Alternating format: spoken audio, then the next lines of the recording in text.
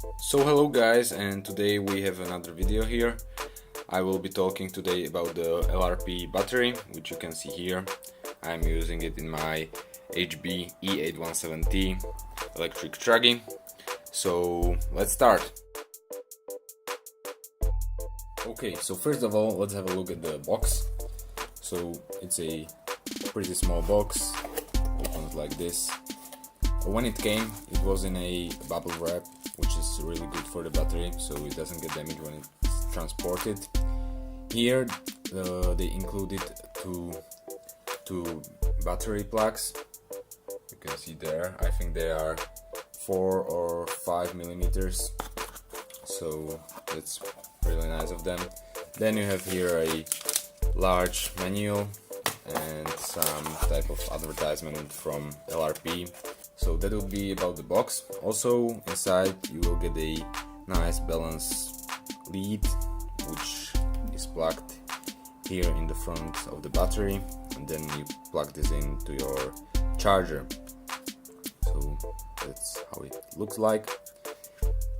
One thing I'm disappointed about is this small, balance cover which they included. It's not a really good fit, and it still comes off when I try to just transport the battery or put it in my car. It comes off and I'm frustrated, so they could have done a better job with this, but it's a small thing, never mind. Another bad thing about this battery is that it's a little pricey.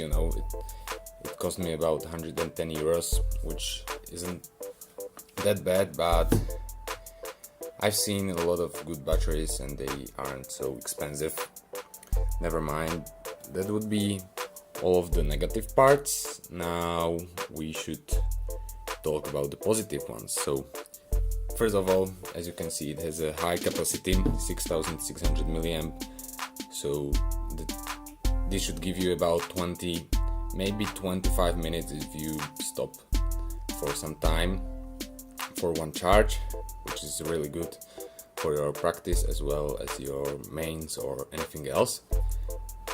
Then it has a high discharge rate, 110C at its peak, so that's really nice as well. And it's a 4S battery. Unfortunately, it's not a high voltage battery, but I'm okay with that.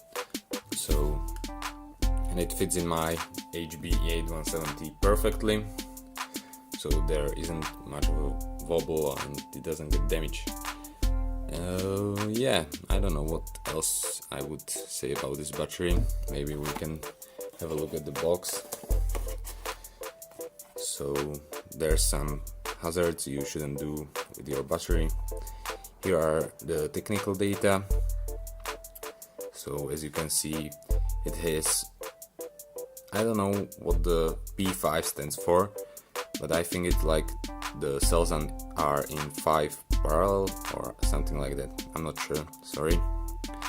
But here you can see also the width, length and the height of the battery. And also it's pretty light, as you can see, only 620 grams, which is pretty good for a 4S battery. I've decided to buy this mainly because my friends at the track told me to, and fast guys also liked it, so I think it was a good idea to buy it. So far I've ran it for 1 race and about 3 track days, and I was pretty happy with it, so nothing to say about it. And yeah, that would be all for today probably. If you have any questions, leave a comment down below, I'll be happy to answer them.